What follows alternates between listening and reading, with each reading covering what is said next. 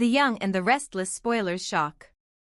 In the twisting labyrinth of Genoa City, no secret remains buried for long, no connection remains untested, and no mistake fails to come back with consequences that shake the lives of everyone involved. Such is the case with Kyle Abbott, a man born into privilege, burdened with expectation, and cursed with the tendency to follow his impulses without always considering the cost. Kyle had always been a figure whose romantic entanglements made headlines among the town's elite, but his latest confession, that he made a mistake with Claire Newman, was not just about a fling gone wrong. It was a reckoning with a complicated past, a young woman's stolen life, and the generational sins that continue to reverberate through two of Genoa City's most powerful dynasties. Claire Newman was not like other women Kyle had pursued. To understand her is to understand the shadows that shaped her existence.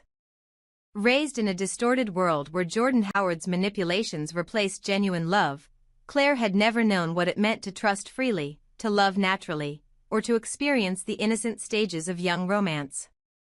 Jordan had stolen her from the hospital moments after her birth, convincing her for years that Victoria Newman and Cole Howard, the parents who had searched endlessly for her, were nothing more than cruel figures who abandoned her without care.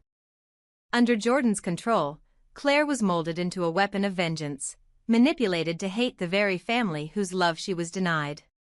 It left scars that ran deeper than even Claire herself realized. When she entered Genoa City, she was not simply another Newman heiress stepping into the spotlight, she was a survivor of indoctrination, struggling to balance the voice of her tormentor against the newfound truth about her identity. Kyle entered her orbit not as a savior, but as a flawed man searching for something, perhaps validation, perhaps companionship, that he could not articulate even to himself. Their bond was born from tragedy, forged in the chaotic hours when Harrison Abbott, Kyle's young son, was kidnapped alongside Claire in Jordan's latest ploy. Those moments of captivity bound them in ways neither fully understood. Kyle, terrified for his child's safety, saw in Claire not just a victim but a partner in survival, someone who had lived through Jordan's cruelty and understood what it meant to be trapped in a nightmare.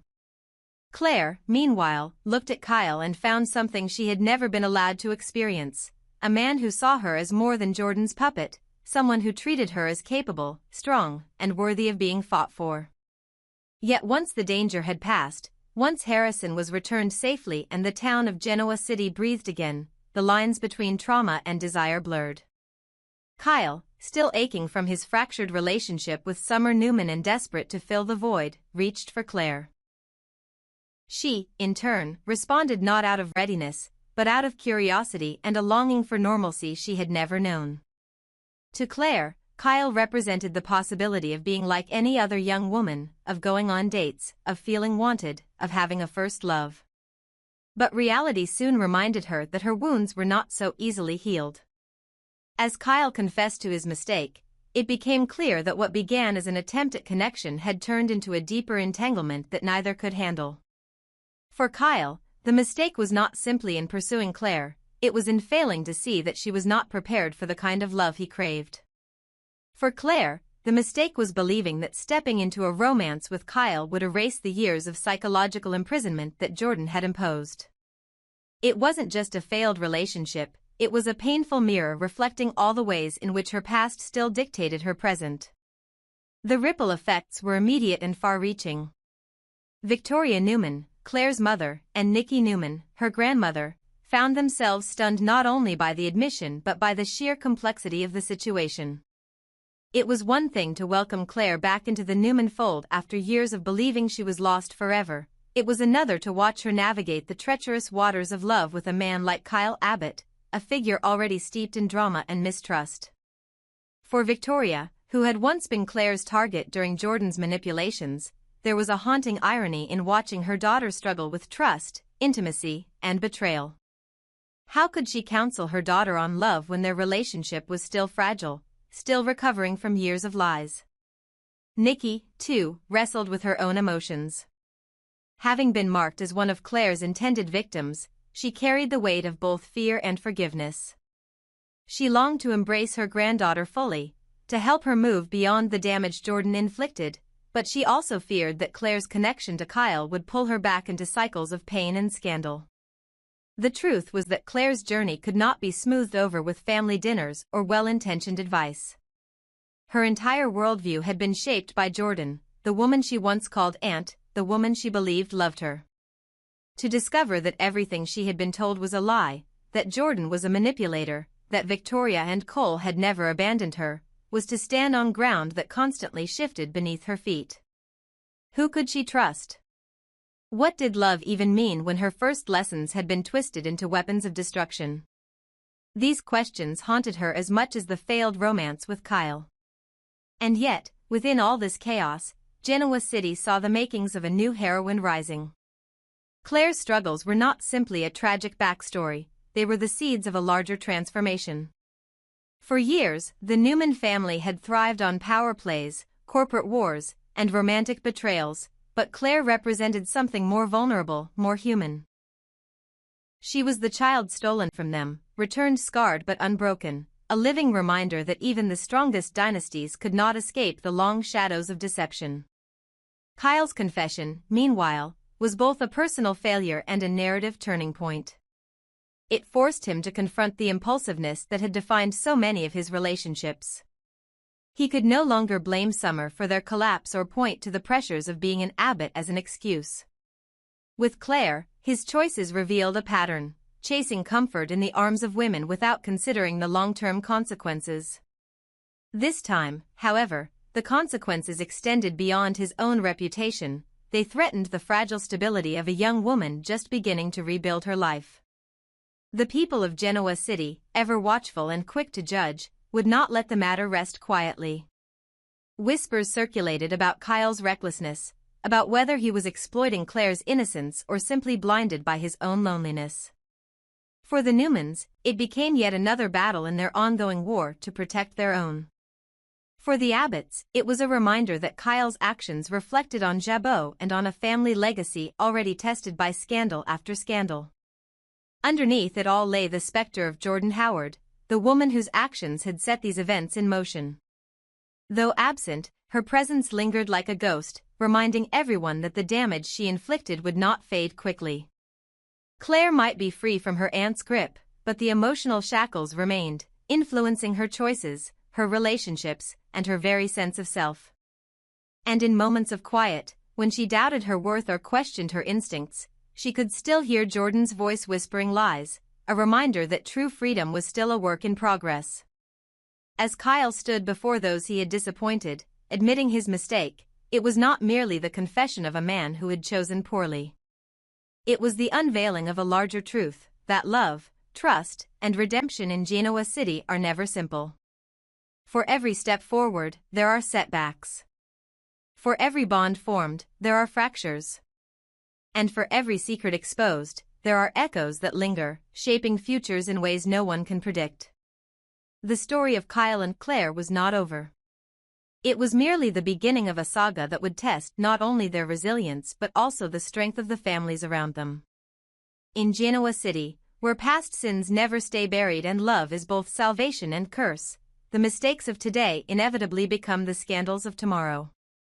In the dim light of the cabin where Jordan Howard's schemes once reached their most terrifying crescendo, Claire Newman experienced a brutal awakening that redefined the very fabric of her life.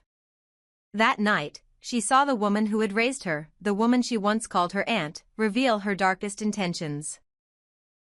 To kill not only members of the Newman family but also Cole, her own blood relative and a man who embodied the missing piece of her stolen identity. It was in that house of horrors that Claire finally shed the illusions Jordan had forced upon her since infancy. She saw the cruel reality, that Jordan had not been her protector but her captor, that she had been nothing more than a pawn in a vendetta stretching across generations. Out of that nightmare emerged something unexpected, the chance for Claire to build a bond with the mother and grandmother she had once been taught to despise. Victoria and Nikki, who could have turned their backs on her for the betrayals she had been manipulated into attempting, instead chose compassion. They did not see her as an accomplice but as a victim, a daughter and granddaughter stripped of her childhood. They stepped into roles that had been denied to them for decades, choosing to nurture, protect, and rebuild a relationship that had nearly been erased before it ever began. And for Claire, who had never known unconditional love, this was both a gift and a challenge. Because learning to accept love when you have been raised in distrust is no simple feat. It was within this newfound cocoon of family acceptance that Claire began her tentative romance with Kyle Abbott. To Victoria and Nikki, the relationship seemed like a bridge to normalcy, a way for Claire to step out of the shadows of her past and into the rhythms of an ordinary life. Kyle, with his Abbott pedigree and his role as a devoted father to Harrison, seemed capable of giving Claire the kind of stability she had been denied. They encouraged her, even protected the relationship when whispers inevitably reached the ears of Genoa City's gossips. Which is why it shocked them deeply to learn that the romance had come to an abrupt end. To Victoria and Nikki, the news felt like more than a breakup. It was a disruption in the fragile momentum of Claire's healing journey. They had invested not only hope but belief in her ability to build something new, and watching it unravel raised fears that the scars Jordan left would continue to undermine Claire's every attempt to move forward. Claire, however, spoke with surprising maturity about the end of her time with Kyle. She acknowledged the imbalance that had existed between them, not only in age but in experience. Kyle had lived through a marriage, a divorce, the heartbreak of losing and regaining love, and the life-altering responsibility of fatherhood. He carried the emotional weight of decades lived in the public eye as an Abbott, constantly measured against his father Jack and the legacy of Jabot. Claire, in contrast, was still learning what it meant to go to dinner without looking over her shoulder, still struggling to trust the intentions of those who claimed to love her. She admitted she was unprepared to handle the expectations Kyle unconsciously carried into the relationship. It was not so much a failure of affection as it was a recognition of timing. Claire's mention of her relationship to Cole and Victor Newman further influenced her mother and grandmother's response. By acknowledging the larger family web, by situating herself within the legacy of the Newmans, she reassured Victoria and Nikki that she was not spiraling back into Jordan's grip. Instead, she was trying to define her identity in relation to the father she barely knew and the patriarch she was only beginning to understand. This maturity softened their reaction to the breakup, turning their initial surprise into cautious admiration for Claire's willingness to speak her truth. Meanwhile, Kyle Abbott's place in this drama became increasingly complicated. To many, Kyle was like a rat in a cloak, scurrying from relationship to relationship, searching for comfort, never staying long enough to truly understand the damage he left behind. Kyle himself did not need to be perfect, but he carried the crushing belief that he ought to be. The pressures of being an Abbott heir, of raising Harrison in a world riddled with betrayal, and of living up to a father like Jack created an impossible standard. His instinct was to seek intimacy as a salve, a way to convince himself he was not failing. Yet each attempt only seemed to widen the cracks in his foundation. Recent events only heightened this sense of imbalance. His entanglement with Audra Charles exposed a side of him that contrasted sharply with Claire's innocence. Where Claire struggled to define her sense of self, Kyle dabbled recklessly with temptations, unable to resist the thrill of danger. The memory of his flirtation with Audra on Kane Ashby's train carriage still lingered in whispers around Genoa City. It was not just an affair, it was a symbol of the games Kyle played when he thought no one was watching. For Claire, who had fought to build a life rooted in truth after years of deception, such behavior was a flashing red light. She saw in Kyle's choices the very instability she was trying to escape. The differences between them became stark. She wanted grounding, while he was still chasing shadows of validation. To Nikki and Victoria, the contrast was glaring. Claire had never been given the luxury of growing up with freedom, of making mistakes as a teenager, of experimenting with love in safe ways. Kyle, on the other hand, had lived fully, sometimes recklessly, and now bore the marks of those choices. For her to step into his world so quickly was not only overwhelming, it was dangerous to her fragile sense of self. The breakup, then, became less about failure and more about survival. For all his flaws, Kyle was not the villain in Claire's story. He was simply another chapter in her learning, another reminder that she could not bypass the slow and painful work of healing by leaping into romance. And for Kyle, Claire was a mirror held up to his life, exposing how little he had learned from his past mistakes. In the end, the fallout from their relationship said as much about the families they came from as it did about the two of them. The Newmans, having nearly lost Claire once, vowed not to let this setback define her. The Abbotts, accustomed to cleaning up Kyle's messes, found themselves once again questioning whether he was capable of rising above the habits that had defined him for so long. Yet beneath the disappointment and the whispers lay a deeper truth: Genoa City thrives on these very fractures. The clash of histories, the collision of innocence and experience, the endless cycle of betrayal and forgiveness, these are the rhythms that keep the city alive. Claire and Kyle may have parted, but their story is far from over. In Genoa City, endings are always preludes, and mistakes are always preludes to the next scandal waiting to ignite.